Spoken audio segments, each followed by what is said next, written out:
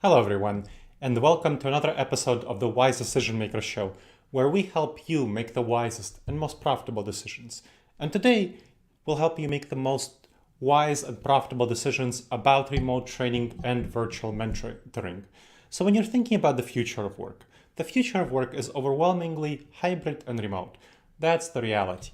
But many leaders are really worried about this. Many leaders are really worried about having a hybrid schedule of 1 to 2 days a week for employees, full-time, especially worried about full-time remote employees who are full-time remote. That's because they worry that it undermines collaboration. And specifically collaboration around how do you integrate new employees into the team, into the organizational culture? How do you provide them with on-the-job training, that mentoring, helping them understand what's actually going on and answering their questions immediately in the moment, so there's no obstacles and hesitations, and they can learn all those immediate little tasks, components of each task that they need to be a fully functioning, effective employee. It also impedes cross-functional collaboration from their perspective, because when you look at the research or the surveys, people are less connected, especially to people from outside of their teams. And the organizational culture suffers.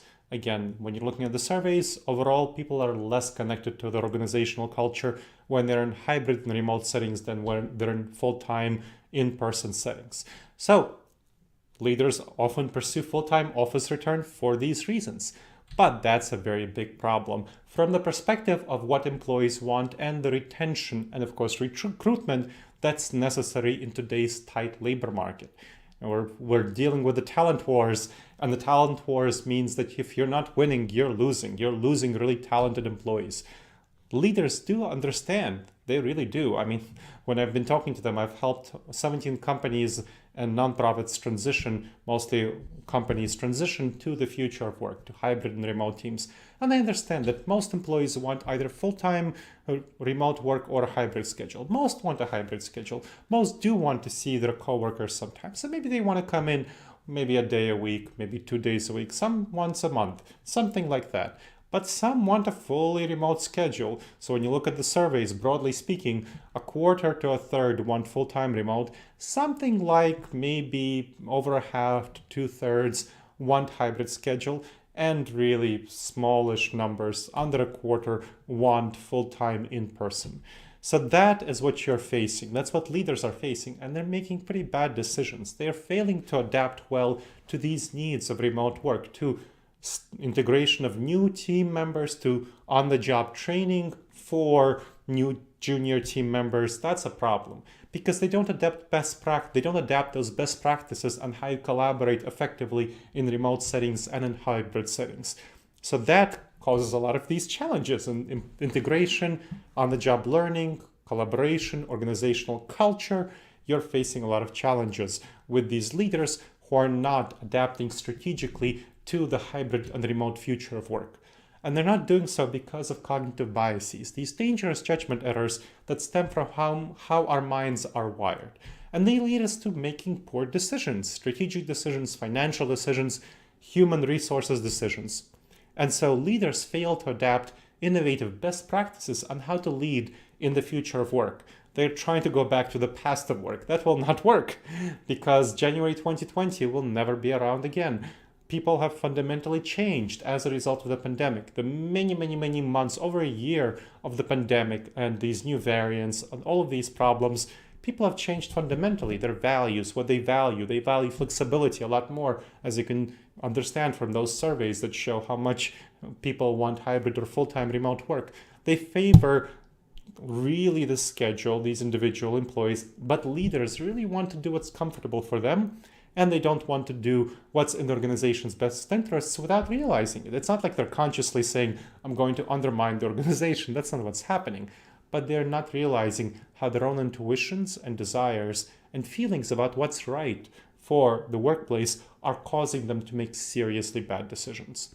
And these bad decisions are cognitive biases. The way that our mind specifically is miswired in the modern environment that goes wrong in many ways are called cognitive biases.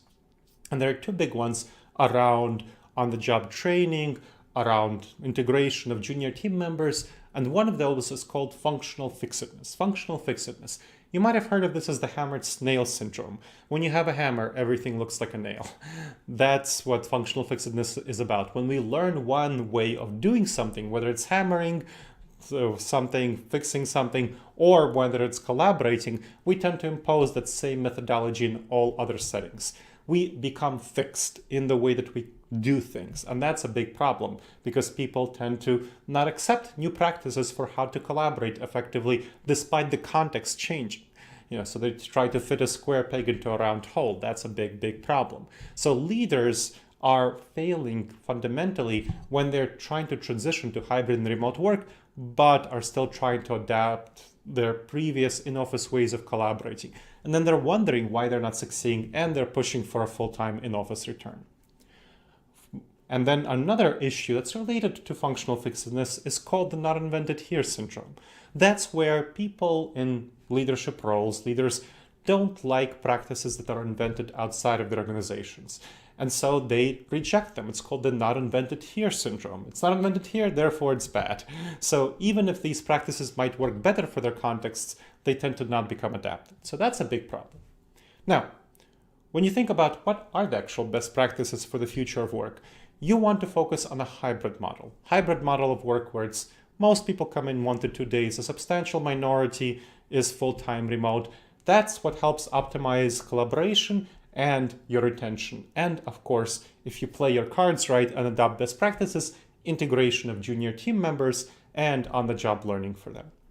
Now, a specific best practice for doing so is called digital co-working. Digital co-working, remote co-working, it's basically where you co-work together, but not in the same place. You co-work in the same time in a shared virtual setting on a video conference call. So a good way to do it is to employ it daily for an hour or two. I suggest starting about an hour. If you have a lot of commitments for your team, you can start it at 1 hour a week and then ramp up. So 1 day a week for an hour and then ramp up to do it daily, every day for a hybrid team that's not in the office, and then every day for a remote team. That's the ideal timing for this digital co-working. So what you do is you get everyone together on the video conference call, you dial in, and you plan to work on your individual tasks. This is not for collaborative tasks. This is for your own individual tasks. So members start the time, briefly go around, each takes 15 to 30 seconds to share what they plan to work on. Then you turn off your microphones and you leave your speakers on. You can choose to leave your video on or not. And everyone works on their individual tasks.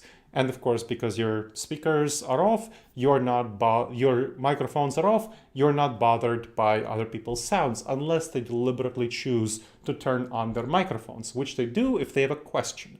And that's especially useful for junior team members who have a lot of questions and they want that on-the-job learning. Because on-the-job learning, what's that about? Well, that's about immediately being able to ask quick questions and get quick feedback. So it allows experienced staff to help with that on-the-job learning and shows them, junior team members, how to do these tasks. And virtually, it's quite helpful if they do it virtually because they can do screen sharing, which is harder to do in in-person settings. That's the benefits of digital co-working. It replicates the experience of working in close quarters, in those shared cubicle spaces. With a quick resolution of problems, you collaborate, you share your expertise, you can do things that you can't do in those cubicles, like screen sharing. That's not very easy to do. It allows people to bond, to socialize, integrate into the team. And it's not draining like the typical Zoom meeting because you don't have to engage with other people. You just answer questions when they have them. So this is very helpful. That's digital co-working. Now, another tool is mentoring in hybrid and remote settings. What you want to do is you want to pair junior staff, and junior staff, I mean someone who's been there for less than 3 years, with senior colleagues. Ideally, not senior colleagues who are in direct supervisory role, but senior colleagues in the same team who are not supervisors, and then senior colleagues in other teams who are not supervisors. So a senior staff member from the junior team members team, and then 2 members from outside the team, one from the same business unit and another from a different business unit. And you get different benefits from each one. So the member of the same team helps provide insights into team culture and helps with on-the-job learning of those daily tasks. That's very helpful. From outside the team, you help address how those junior team members integrate into the broader team culture of the organization, the broader organizational culture itself. and then make connections outside of their team, because one of the things that we do find is that a big problem for hybrid and remote teams is a loss of connections across the organization. People just don't spend as much time with each other and making those unexpected connections when they go into the same building. This helps address that, because the people from outside the team, a critical goal of their mentoring is specifically helping these junior team members get connected to people from outside of their teams. So that really facilitates cross-functional collaboration, which is so necessary for contemporary organizations to succeed. So that is the goal. You want to assign regular co-working sessions between the mentor and the mentees. That's a really good activity, as well as just once a month meeting between the mentor and the mentees to talk about growth, professional growth, what they can help them with. And again, regular digital co-working. So intended, again, that's called time to work on their individual tasks, but of course, the mentee can ask the mentor for questions. And it addresses those challenges of loss of team collaboration, those connections within the team, and especially inter-team connections, collaborations between the team. So that is how you can address the challenges with integrating junior team members and providing that on-the-job learning that was lost in so many contexts throughout the pandemic by leaders who didn't adopt best practices. And here's some best practices for you to adopt: that digital co-working and that hybrid and remote mentoring.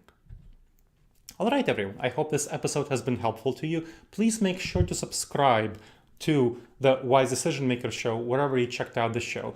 If you checked it out in podcast form on Amazon or app or iTunes, if you checked it out on YouTube and video cast form, we have both, so check that out in the show notes.